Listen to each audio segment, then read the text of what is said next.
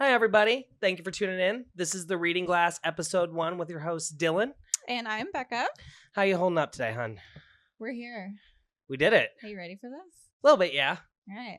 And we are here to talk about a book that has utterly destroyed my life in the span of 2 weeks. This podcast is going to be all about two best friends talking about books and wine. And occasionally screaming about shadow daddies, but we'll get more to that later, okay? So, Bekka, I want to start out by apologizing to you about this book series. In advance. Okay. The book today that we were talking about, guys. We read One Dark Window and Two Twisted Crowns by Rachel Gillig. With this duology, we are pairing today with Vengeance Red Blend. Dylan, can you tell us a little bit about the wine? A little bit, yeah. So when we decided to go ahead and do this podcast and decided One Dark Window would be our first novel, I told Bekka we needed something full-bodied and red, specifically for The Nightmare Within. And we will get into that, obviously, as we discuss the book, but I would love it for my amazing podcast co-host to go ahead and open us up. All right, let's get going. Let's do it. Ooh, look at that color. So we have our glasses. We've never tried this before. Found it on TotalWine.com. He did his research. So let's see. I mean, it smells pretty full-bodied. It's very full-bodied. It definitely has like almost like a berry kind of to it. Yeah, for sure. A little bit of a kick. Cheers. Cheers. I would say it goes well with the book. Yeah, 100%. Yeah. That's really good, you guys. So before we get into the full book, Dylan, how do we meet? Starbucks. I was actually his supervisor. That sounds like, what is it? Forbidden romance there? I mean, yeah. I'm gay, just in case you guys didn't know. But no, so Bekka was my supervisor, and she was amazing, phenomenal. She was one of the people who took me under her wing right away. We've known each other for like 10 years. 10 years at least. 10. So Dylan actually read this book prior, and he was the one who recommended it to me for me to read. And then we kind of went off the idea of the podcast. Yeah. We were messaging on Instagram, and I was just like, what did I say? Something along the lines of like, book nerds with wine. That'll be our podcast one day. And then we just kept going off of it and off of it and off of it. Dylan, tell me when you got into like your reading. Long story short, I was depressed. I really just needed an escape. And that's when I actually picked up Harry Potter for the first time. And it kind of spiraled from there. I mean, Harry Potter's a classic. But my real like adventure into fantasy was ACOTAR, which is kind of what I think spiked the like uptick in reading lately. And Sure. I liked it. Don't get me wrong. ACOTAR's great. It's phenomenal, but it's not Throne of Glass. It's not, and I might get shot for this, it's not Fourth Wing to me. It's not One Dark Window and Two Twisted Crowns. I think when I was getting back into reading again, I was very much like, ooh, Colleen Hoover. Yeah. And I was like, ooh, let's read all the romantic books. Because to me, like, fantasy was an ick. I mean, I gotta give you credit though. Colleen Hoover is kind of what gets people's feet wet.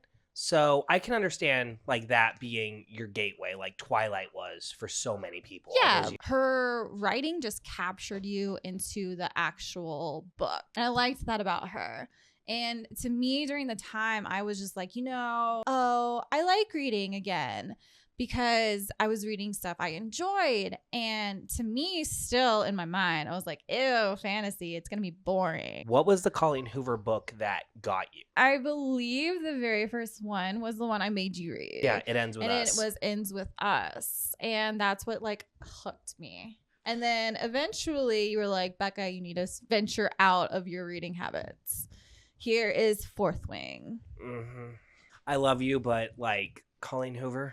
I know. I'm sorry. But Fourth Wing changed my reading perspective for forever. And I have slowly gotten people into our realm also. So one of the things that I really loved about talking books with Bekka is something would happen. We'd message each other like, where are you at? And it would be very hesitation. So like the Rachel and Joey moment in Yeah. Friends. Like, do you know something? I know something. I might know something. Do you know something? I might know something. Do you know something? That It was was us like during Onyx that Storm. banter. And I feel like that's us whenever we actually read books together, you know? So, you know, with this book, we actually didn't read it together. He started it first. I think I read it early January, and we're in March now. And then I literally finished it today. She was very proud of herself. She sent me her Goodreads like screenshot. I was there. She's so excited with an Ariana Grande gif. I was Peak. like, mic drop, bitches. I finished it.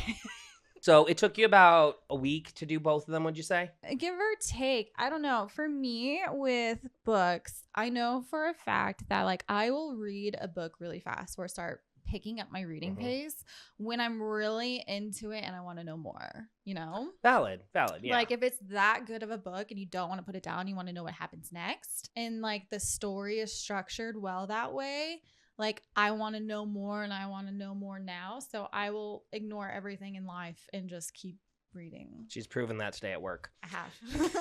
So me and Dylan actually have not talked about this book yet. I told Dylan if we are actually doing this, we cannot talk to each other about the book until we actually film it because, you know, it won't be as exciting. And I would say whenever we do talk about books and we read the same books, we are essentially like, no, this happened. No, that happened. No, this, and so on and so forth. And they can just get crazy. It is ridiculously insane how in tune we are with each other when we're reading together. So this was very weird for me to not be able to message her when something was happening. And I would check like my messages and be like, okay, where is she at? Oh, she's not going to tell me. Okay, that's fine. I can deal. It was literally a secret the entire time. It killed me. It was great. It was awful. Oh God, I hated every minute of it. I'm sorry. So this book is ridiculously special to me. When I say that this book like changed my life, it literally changed my life because I haven't read a book that has made me feel something in a while. The last book I can honestly say I've read that I really enjoyed was Fourth Wing during our reread. That was great. And Onyx Storm was mid, but this book like made me fall in love with reading again. I think what drew me to One Dark Window was I heard from a friend it has a really unique magic system. Yeah. And I was like, okay, cool. You get used to the spells and you get used to the wands, but at the end of the day, it's the same thing. And I don't really like to read the same thing over and over again. Okay, I do like to read the same thing over and over again. But sometimes you gotta be different. And when I started this book and I heard about the province cards and just how different it was, my mind was just blown. It's so completely unique. I haven't read anything like it before. And I've read like various high fantasies we'll get into, like Mistborn and, Throne of Glass that have high fantasy. It has, different magic systems. And honestly, that is what drew me to it. Plus the cover. Oh my God. The cover is great. I love good books. I've noticed with like amazing artwork or it just like captures your attention, like it's on the bookshelf or whatever. If you're on Kindle, like I'll scroll purposely just to find a good book cover. If you have a good book cover, I think you're gonna have a good book. 100%. But I have read some really great books with crappy covers. Yeah, but then sometimes they like redo the covers, And then they're worse. I'm looking at you, Divergent. I would say sometimes they're worse, but sometimes, they're not. Now, I wouldn't necessarily classify this as a romantasy, but I definitely think it's more gothic fiction. Would you agree? It definitely wasn't like your normal romantasy like we normally read, It was definitely on the less spicy side. But the spice was pretty good when it was there. Yes and no. I've read worse. Yeah, I have too. Yeah, see, so... You know what? It was good. It was sweet when it was sweet. It had its moments where I clutched my pearls a little bit. Just a little Claire Putchin. In this book, no. I just liked it. No. I thought the romance was there. If anyone has not read the series yet, I would just say me and Dylan are going to be giving all spoilers.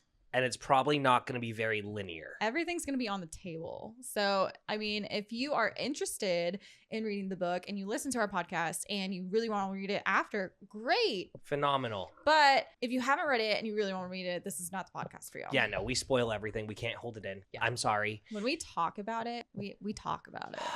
And the thing is, we get angry. At least I get angry. He definitely gets angry. He gets angry, and then I kind of laugh at it because it's really funny when he gets angry. Because it's right in my face. And I consider myself to be a relatively intelligent guy. It's just funny. You'll see. So, are you ready to talk about this? I'm so ready, Bekka. You have no idea. I want to say one word. Okay, I'm ready. Elm. You loved Elm? I cried like a baby. I'm going right in for it. I'm going for the throat. Why'd you cry? You know when like the characters like become your friends and you know the characters? Yeah. That's how I felt about these characters. They were so well written. Okay. Specifically my boy Elm, which we will get into. No, so I cried. I didn't expect to cry. What made me cry was the relationship between Elspeth and the freaking Shepherd King. You know, he did grow on me, for sure. Like a fungus. I did love the nightmare. I loved so many aspects of this book, actually. So I really loved that, like, it almost had, you know, poetry within the book. Mm-hmm.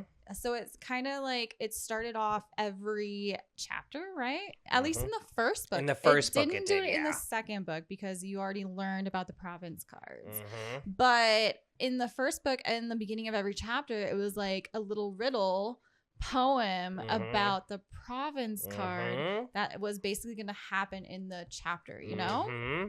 It was completely different than any other chapter heading I've seen. Yeah, and I liked, you know, that even the nightmare and the trees and the spirit world aspect was always in riddles. So it kind of like always kept you on your toes. Does that make sense? You never knew what was going to happen. No, it was always, I don't know, I couldn't really like think what was going to happen. I couldn't guess what was going to happen next, you know? No, I understand completely. It was different in the sense that it was unpredictable. However, gonna be kind of honest and break some hearts here. I really liked Raven when the first book happened and all that stuff. Like I was like, oh, cool. He's swoon worthy. He's dreamy. So what happened in the second book that you didn't like him? I don't know. I think it's because... Was it like his overprotectiveness? It got kind of repetitive. Do I want to kill the nightmare? Do I want to like make out with the nightmare? Elspeth's in there, but like she's not in there. And all right, so then imagine, put yourself in his shoes. What would you do? What if you were still looking at me? I had completely different eyes and I was a completely different person, but you don't want me to answer this question. If you caused me pain and suffering the way the nightmare caused him pain and suffering, bitch, bye. I love you. But I mean, Elspeth kept the secret for so long. She had kept it to herself for so long until the end of the book when it was like absolutely necessary in order to tell Raven about it. Which I respect her for it. She was a very strong heroine. Okay, I love her. I want to preface this with I love her. And this is me playing the devil's advocate. I personally feel, we're going to use I want statements here, Bekka, and I feel statements. Okay. I personally feel that if she had trusted Raven, that she had trusted her feelings about him, it would have made things 10 times better for her. And I loved her. Don't get me wrong. Elspeth was such a beautiful, strong heroine. I loved reading out of her head so much in One Dark Window that when we did the switch in Two Twisted Crowns, it was 3 other points of view. It was a real adjustment. So when I read Crimson Moth before this series, it kind of made sense in my head why she kept those secrets. Okay. At the same time of like why she didn't, you know, fully trust him all the way. Fair. Because, you know, it's really hard to trust someone as a love romantic connection. It's really hard to fully open up and trust and spill your secrets to. But when he's looking at her with puppy dog eyes. Okay, so say the person that you are currently talking to is having puppy dog eyes at you and they want to still know everything about you because you are in that stage of your relationship of getting to know each other. Are you going to spill everything out to them? Bekka, are you asking me if I have the nightmare inside of my head right now? It's possible. Listen, Linda. I have many monsters in my head. Yes, some of them are tall, dark, and hairy, but we'll talk about that another day. That is not for this podcaster. I understand where she was coming from. It really upset me when it was too late at the end of One Dark Window when she went into her bedroom and Prince Dickhead was there. And that actually caught my eye. It okay. did. Yeah. Please so- say not romantically. No, I hated Hoth. Yeah. Hoth? Hoth. Yeah, Hoth. Yeah, okay. I hated Hoth. Honestly, when they were going into the second book, I had mixed feelings about Elm's and Ione's backstory. Leave my Dark Prince alone. He did nothing. He just wanted love. I didn't like it at first because it was like, I don't really care to know Ione because of how she acted in the first book. But then when you read more and learn more about her at the very end of that book of what Hoth did to her XYZ things, eventually going into, you know, their romantic connection also. Because Elm was kind of a dick to Elspeth in the first book. Yeah. So We like dicks. to an extent for the main character. Xaden, Rysand, do you want me to continue?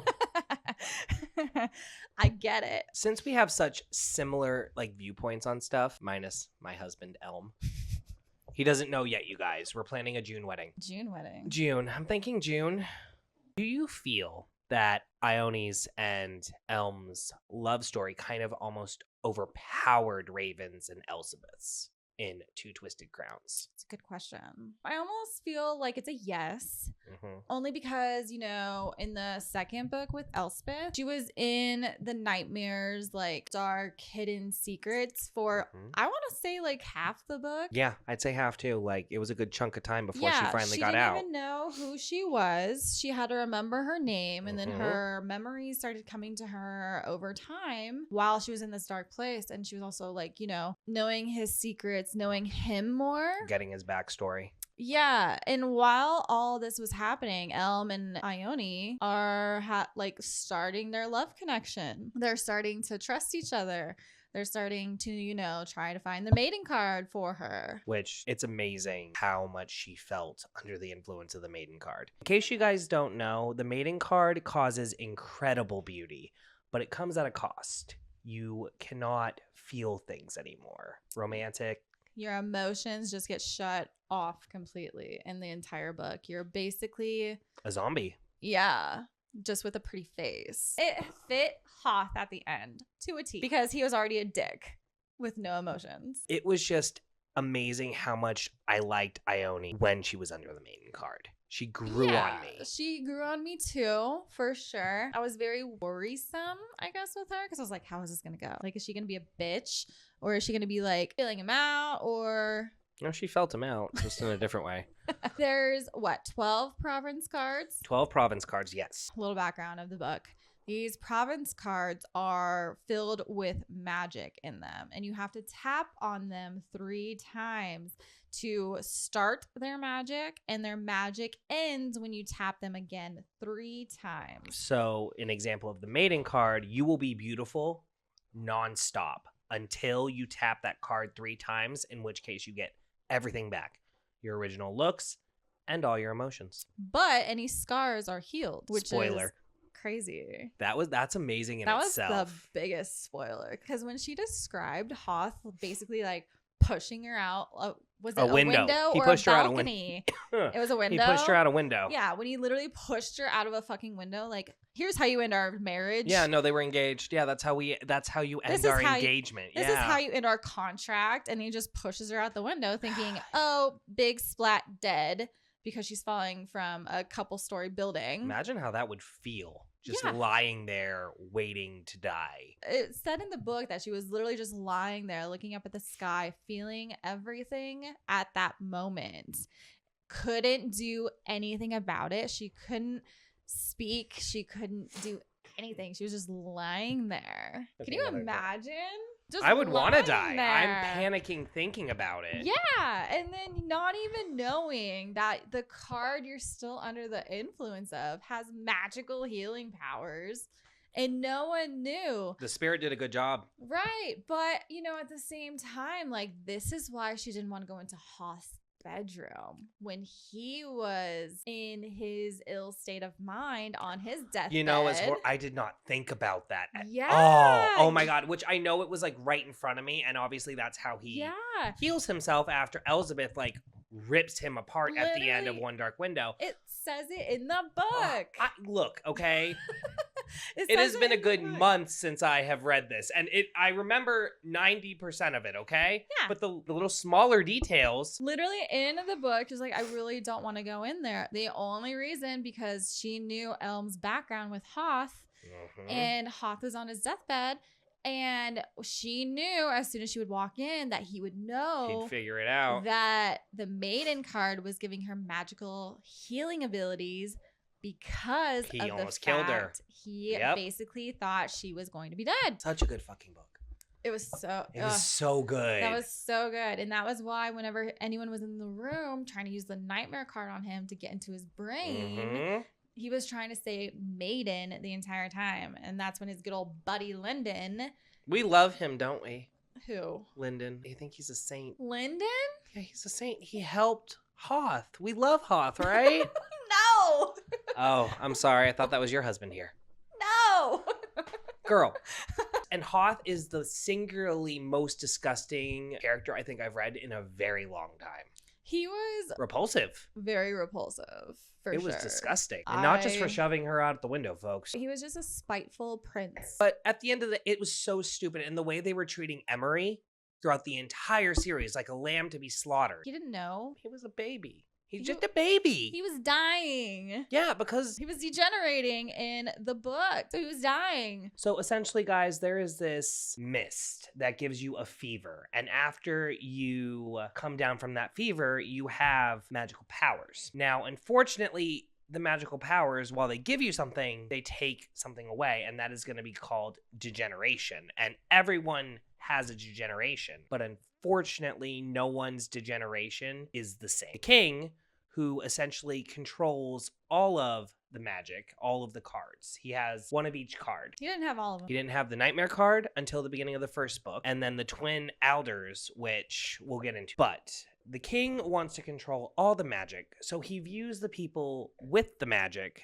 caused by the fever as dangerous. So he takes them, and obviously he kills them because he's a piece of shit. I mean, he killed them. But he saved some. He saved his family. He saved anyone that would benefit him. They had to give him something in return. It even says in the book that he kept people, he put them in the dungeon in the castle to see basically what their magical capabilities were. And if he decided they were of use, then he used them. But then otherwise, then he killed them. Yeah, so that's where the Nightmare and Elspeth, the main characters, come into play. Because she had the fever. Dun, dun, dun! She had the fever, but, you know, she got it when she was young and her mom had it before her. She got it from her mom. Her magical capabilities were absorbing what's in the province cards. Hence the nightmare coming into play. She couldn't get fixed because she can still absorb the province cards. I wonder if she had touched the maiden, would she have been like forever beautiful? Would she have been forever cold? No. Remember in the book it said it went over what the nightmare gave up of himself. You're right. To get a province card. So in order to get, God, I forgot what card it was, but it was a card that he lost his soul to. Wasn't it the Twin Alders that he lost his soul to? No, he lost his soul to the Nightmare. Yeah. The Nightmare was the card he lost his soul to. Yeah. And with losing his soul, it changed him, you know? And also when the Twin of Alders too, he lost his sister. I think the Maiden card was losing his hair. Yes, it was losing his hair. Yeah, it was losing his hair. Yeah, so literally everything that he gave up to get these province cards for magic, because he was born into magic. He didn't get it from the mist. He was born into it. So since he was born into it and he wanted all these province cards for whatever, he was just selfish. Say what you will about the Shepherd King. He was a very selfish character. He loved his kids. Yeah. He loved his kids. Absolutely. But he wanted to be more powerful as a king. And, you know, power always comes at a cost. We've learned that. Right. Well, magic comes at a cost for sure with like this story. Oh, 100%. Because, all the province cards, yeah, you can do magic, but it comes with a cost. Like the scythe, which causes pain. Yeah, immediate, like, what was it? Like stinging, burning, like behind your brain, pain. And then nosebleeds. Yeah, instant nosebleeds. You have to be trained. It was like depending on how long you used it. Because it didn't matter when Elm was using his a lot. He was so used to it. And he just wanted to deal with the pain because Hoth used the scythe on him his entire childhood. And he ended up using it again when they got captured, when he became healthy again. Yeah. Yeah, I remember that. Oh my God. He figured out about the mating card. Motherfucker. Say what you will, this book was not predictable in the slightest. It really wasn't. And I loved that it wasn't predictable. And the romance was so good. I like that there was other romances within the book that wasn't based off of the main characters. I agree. I do think Elm and Ione, sorry. They definitely took the cake into Twisted Crowns. Their love story was phenomenal. I liked Raven and Elspeth. It was a very fleeting, almost touching romance, if you know what I mean, like touch and go. I wouldn't even say they were necessarily enemies to lovers. You know what I mean? No. They definitely weren't. It was more so like, I didn't know you, so I'm just not going to trust you. To be fair, he was... You have the ick, so I don't trust you, but just kidding, I have the ick too. He was also the captain of the guard, which naturally would... Naturally, he was supposed to do his job and kill her. That's why she was not wanting to trust him, because she thought the entire time that he was going to get to kill her. It wasn't until later on in the development of their history together and their relationship that he told her, or she found out that he had the ick also. He never once gave her the ick. She wanted him to give her the ick, folks. So what would you say, out of knowing the province cards, which one was your favorite? You're gonna hate me. I really like the Chalice because, like, I would play a game like that. Like, I think that would be so much fun. Yeah, but that was so, like... It was messed up. It was put on them. Literally, Hoth was like, oh, you have to sit... No, he wasn't even present at the freaking table. No, of course he wasn't. When they played, Ione was like, oh, yeah, let's just go all sit together. And then the Chalice was brought out, and they all had to play.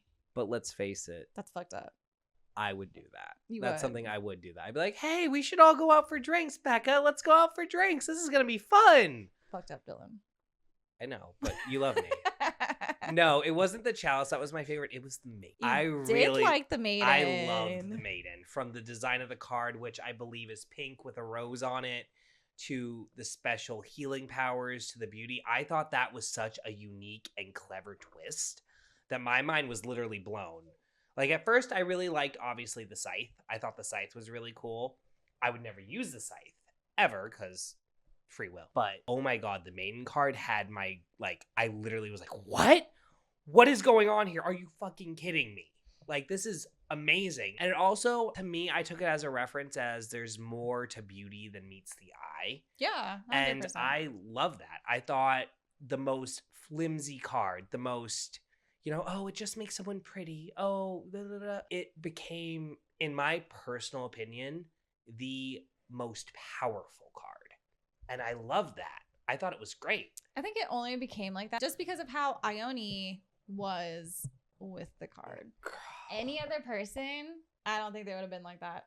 I know. And that's why Ione was my favorite character. Oh, God. We didn't get to fully meet all the province cards, though. You're right. Because they mentioned the province cards, but we didn't get to experience all of them. You're right. We experienced the Scythe, the Nightmare, the Twin Alders, obviously the Maiden, the Chalice. We did the Black Horse. We did, yeah, there was a lot of black horses running around. Because there's 12 of them. Yep. And the Prophet. We did see the Prophet Very briefly. Prophet. And the Prophet, actually, when Ione used it, that should have gave it away instantaneously that Hoth was going to get better. Because she saw the vision of Hoth being better with her and I think it was Raven. Yeah, they were in the meadow at the end of the book, and she was holding the Twin Elders card. She was holding that, the Maiden card, and a scythe. You're right. Literally, she had the vision because it gives you the vision of your enemies and whatnot. So she had that information the entire time, but she chose to not believe it. Which she should know better. I mean... But no one thought Hoth was going to get better. Hoth was clever enough to be like, use the maiden. You're telling me you didn't think Hoth was going to get better at some point during the book? I really wanted him to just die. You wanted him to pull a Jack Barlow? Someone needed to just push him off a cliff and call it good. This is fantasy. No one stays dead. That's one thing. Yeah. Fantasy characters, they don't stay dead. No, they don't. And that sucks. Now, here is another question I've been having for you for actually a hot minute. Do you feel it was a satisfying ending? No. Do you want to see more in the world? Not about Elspeth and Raven, because I feel like we should let them rest after everything they've been through. Yeah, but I didn't like how Elspeth can't heal herself. She can still, degenerate, but so can he. I mean, they gave everyone the option after El became king, because it was like in a letter that you read in the book too, in the epilogue. It said that if you want to get fixed, they will give you that card, the 13th card that has all the province cards in it because they put them all together. But, I didn't like that, they couldn't heal. Because I kind of also wanted to see Elspeth actually get her shot to use a province card. That's fair, actually. I really like that. Yeah, she never got to use a province card. And all the other province cards are still in use and you can still use their magic. The only person who can tear them is Raven. Was Raven your favorite? I don't know who my favorite was. Okay. Honestly. I don't know. The nightmare grew on me. For sure. Valid. Okay, the nightmare. Yeah, because he was protective of Elspeth still. Did you call he was the Shepherd King? Yes. Yeah, I did too. I was kind of putting it 2 and 2 together too, that Raven wasn't a you, That caught me off guard. Him not being a you, I was like... The nightmare kept mentioning it, like, throughout the book, of like, you're more than this, and... oh, you disgrace me. See? And he was saying all these kinds of things that it made it like family related. I didn't take it like that. I thought in some way the nightmare chose him for something, which obviously he did. But he chose Elspeth. But yeah, I can't really She's the one who touched the nightmare card when she was young and had the sick, and he latched into her soul and said, mine. But did he have a choice in that? Because she touched the card, she absorbed it. He was expecting and waiting for her to do it.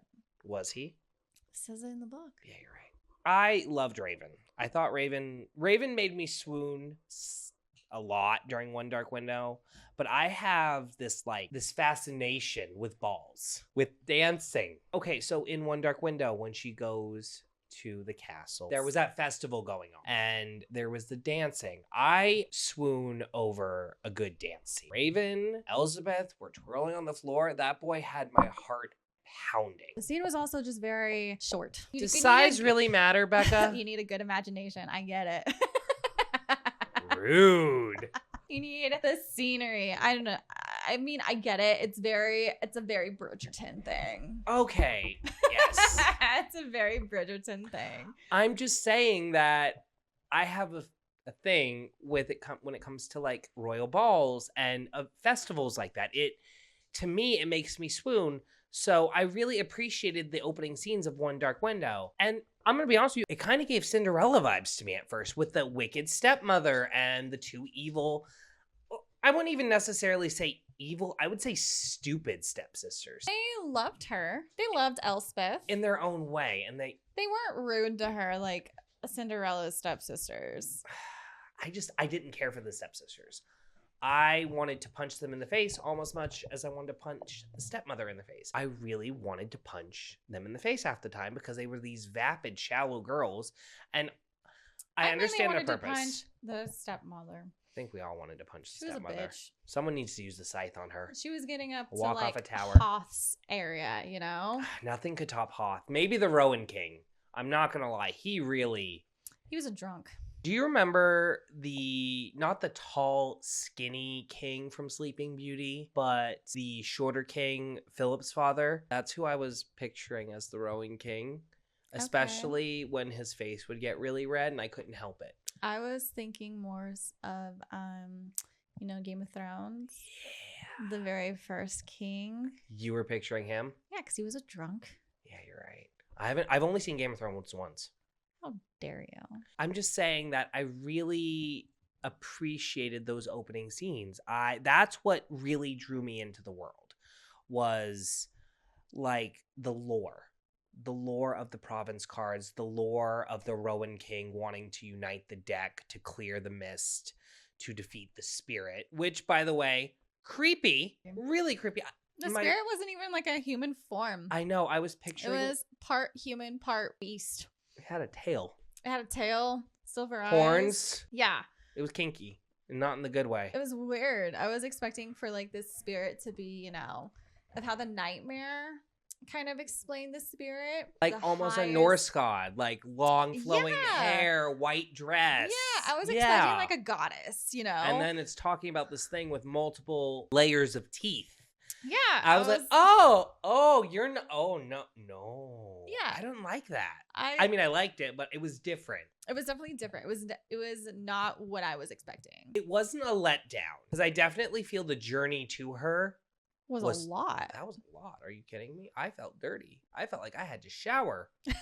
It's a good adventure book when you feel you need to shower after you close the pages. When you feel pretty gross. Yeah, I'm like, wow, I just like swam through a lake. And now I'm crawling through these woods that are tearing at my clothes. Now, I have a question for you. I just thought of that. What would you use as your talisman to keep you safe from the mist? I don't know, to be honest. It's kind of morbid. Yeah, because everyone's was different. It was kind of like a good luck charm. Like, wasn't Ione's horsehair? No. Someone's was like a tooth wrapped around something. Imagine you had to look into your pocket for that. That would be disgusting. I think one of them was like a rabbit's foot. Also. That was Elizabeth's. Yeah. Elizabeth's. And then Raven had I think he had a viper head. Yeah, viper head. Viper head with the venom still in it. It was something along the lines of that, because it was all basically different kinds of good luck charms. Because the good luck would keep you away from the mist. It would repel the magic. Because of it being, the good luck of it or whatever. I kind of understood the aspect of it, but I also didn't really fully get it. Because if you didn't have it, the mist was it was going to seep into your brain essentially and have you running to her, because remember? Yeah, because she leads them to her, that huge pit that they crossed over full of dead bodies. And that gave me the shit. Ick. And that was disgusting. That was gross. I could only imagine, you step up and crunch. You just stepped on someone's skull. That's gross. I find that shit intriguing. Yeah, it wasn't an adventure, and I really appreciated that. But I also appreciated how gothic it was, and it was rich, much like this wine, actually, I have to say. I think my favorite province cards. Yes, tell me. I loved the mirror. Yes. Being able to turn invisible like that. Would it freak you out, though, with the ghosts of the dead people? I don't know. Depending on the dead people. What if I could talk to my mom again? That is valid. But then you wouldn't want to turn the card off. I would still know, because essentially I think the main thing of if you don't turn off the card, you basically almost die and you pass into the ghost world. So you would have to realize and know. So I loved that card, and I loved the nightmare card. Of course you did. I loved it because you could talk to people in their head. It would be very useful. It would be extremely useful. It reminded me of Fourth Wing, honestly, for how Xaden and Violet talk to each other simultaneously in their heads. You know what I'm saying? Don't give me a look. Okay, violence. I just loved that aspect of it. I don't know how I would feel about always smelling almost, like a beach salt in your nose. I would love that. Are you kidding me? I love the smell of salt, and I'm weird, folks. I mean, I love the smell of the beach, but if you smelt it every single time you knew when magic was happening towards you, I'd be freaked out to go to the beach then. See, I thought that aspect was so unique. What if you lived on a beach and someone was using a province card on you? We live in Las Vegas, Nevada. We're saying hypothetically Dylan. Okay. What if you lived on a beach and someone used a province card on you? Would you know? I'd be living in fear 24/7. Are you kidding me? I naturally live in fear 24/7. Let's throw a province card. I would have a scythe. I would steal it. Hands down. It would be insane the entire time. You would be terrified if I had a scythe, and you know it. You'd be terrified if I had a scythe. We'd all die. You do not want to know what goes through my brain. I've known you like 10 years. I have an inkling of what goes through your brain. I would just want my maiden card to be pretty. But overall, I think when it comes to this book, Overall, I loved the book. You did. I would recommend it. It developed a lot in the second book, for sure. But you 100%. learned a lot also in the first book. And I wish there was still some aspects from the first book going into the second book. What type of aspects? I still wanted a little teaser in the very beginning of the chapters. The province cards? Yeah. I don't know. It's something about them. I love a good book that has like something right before a chapter. It's so pretty too. Yeah. I think it gets you like, okay, what's going to happen in this chapter? You know? Fair enough. I definitely noticed the absence during it. I was very sad. Yeah. And I liked that you learned a lot about the cards in the first one too. In the second one, it was just all over the place with skies. Oh, 100%. 100%. Sky this, sky that. Like, Twin Elder. Twin Elder. Yeah, but they didn't get the Twin Elder until the very ending. I'd say about like 3/4 of the way through the way. No, it was like through the whole book. I don't know. It just... They were talking about it a lot because they had to take the journey to the journey was phenomenal.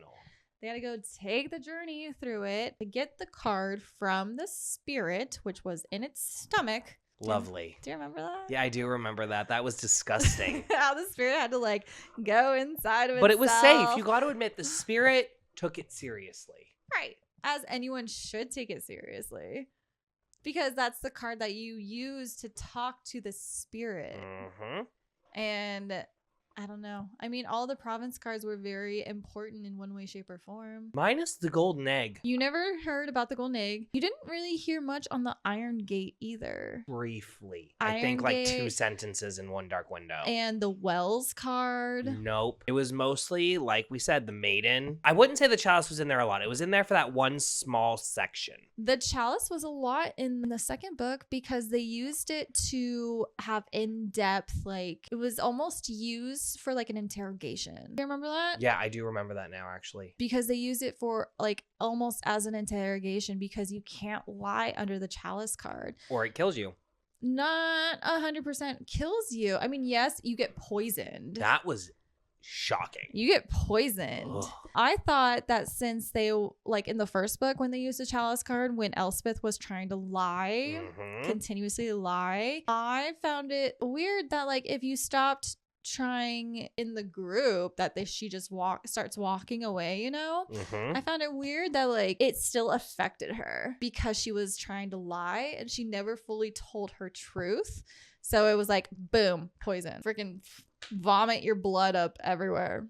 Lovely. Would you say her blood was the color of this wine? Well, she was infected. I like that aspect too, how her veins would turn dark, how she would grow claws. I didn't like how, you know, it only was like her hands to her elbow.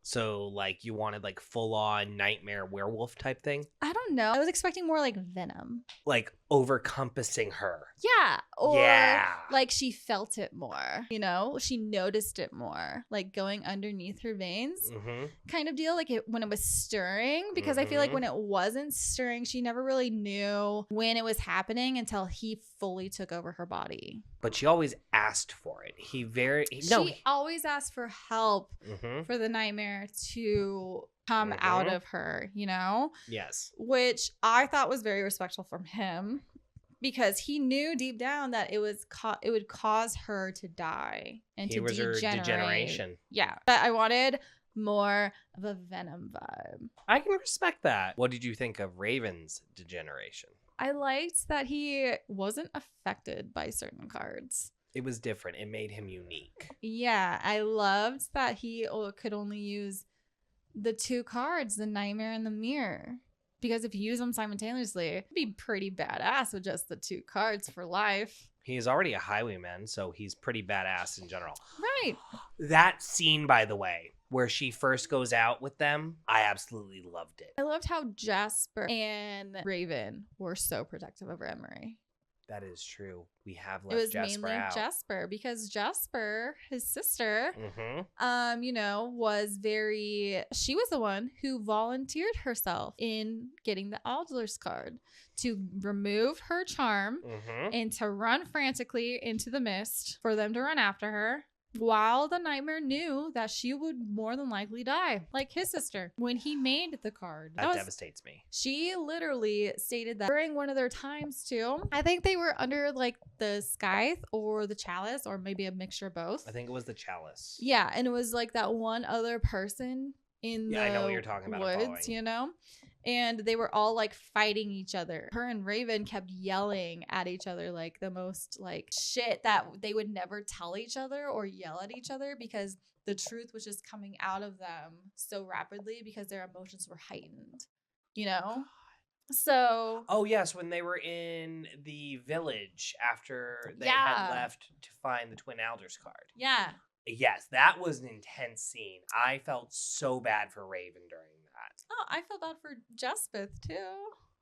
I felt bad for her, but at the end of the day, Raven, correct me if I'm wrong, Raven was the one who committed the murder of his fellow highwayman. Remember, because they were all arguing, and I think Raven beat his skull in. It was with a dagger. A dagger. It was with a worn out dagger. Charming. They all had like worn out weapons to use against each other, because the village people wanted it to elongate. Basically, they wanted it to play out. They wanted everyone to like get their 2 cents in and then still be able to bash people, but they wouldn't fully die really quickly. God, that was awful. I can only imagine like living back in the time, like way back when. Oh God, when that shit was like a real thing, in the gladiator times and shit. Yeah, no. I would die in like 5 seconds flat. Someone would come at me with a freaking, I don't know, rake, and I'd be like, yeah, deuces, I'm out of here. I'm not a fighter, you guys. Okay, I'm a fighter, but I'm not a fighter. Like, yeah, give me a baseball bat. I might do some damage. I'm still gonna die though. Like, I'm gonna be blunt with you. I would not survive the series. Like, if I was magically transported into this book series, I would die. One, because I'd end up falling in love with Elm. Like, that's gonna happen. That's lore. That is prophetic. That is everything that's gonna happen. Two, I am going to be the idiot try and get a scythe card, because in my mind, cool, I get a scythe card to all you fuckers. But there was only, how many were there? There was like There's 3. only 4. Four. There's 4, but remember, it was the Nightmare's son Who had it? who actually tore. So there was only 3 present, and they were all under the king, the prince. And then, yeah, because the king had one. The king had one, Elm had one, and Hoth had one. The only reason why Elm had it was because of his mom dying. So it was all under like the highest people of royalty, because they wanted it for power. I have no problem breaking into a castle. You would have to break into a castle if you wanted a scythe and somehow get it out of their grasp. I'm flexible.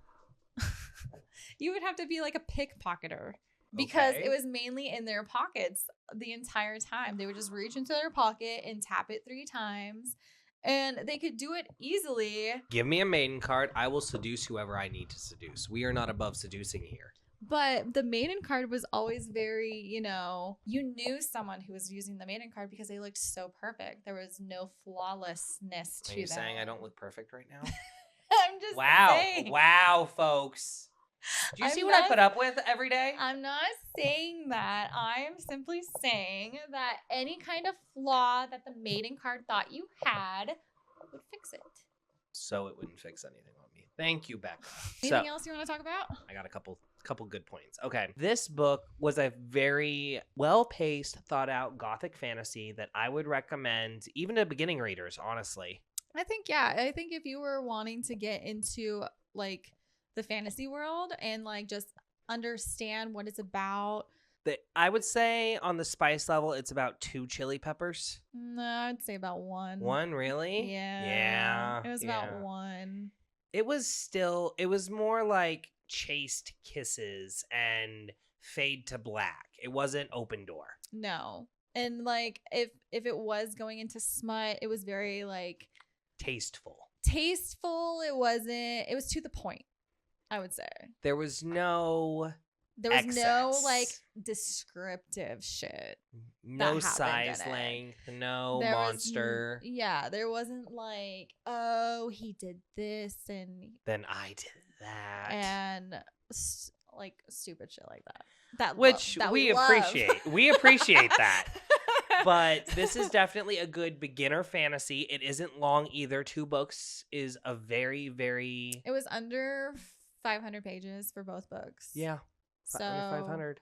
it was a good read, honestly. I loved it. I thought it was fantastic. Yeah, it was very easy to read. I would read it again. Would 100% read it again. Well, Becca, I'm really glad you liked it. I'm glad we liked it. So the setup with our podcast is I pick a book, she picks a book. I pick the wine pairing, she picks the wine pairing. So, Becca, would you like to tell us about our next one? Yes, Crimson Moth Duology is our next episode. It is witch-based. YA, young adult. It is young adult. Yeah, I young would adult. definitely say this one was also young adult. Really? Because I found it in the adult fantasy. Really? It's adult fantasy, technically. I don't see it as adult fantasy. Okay, well, Because it doesn't have dick.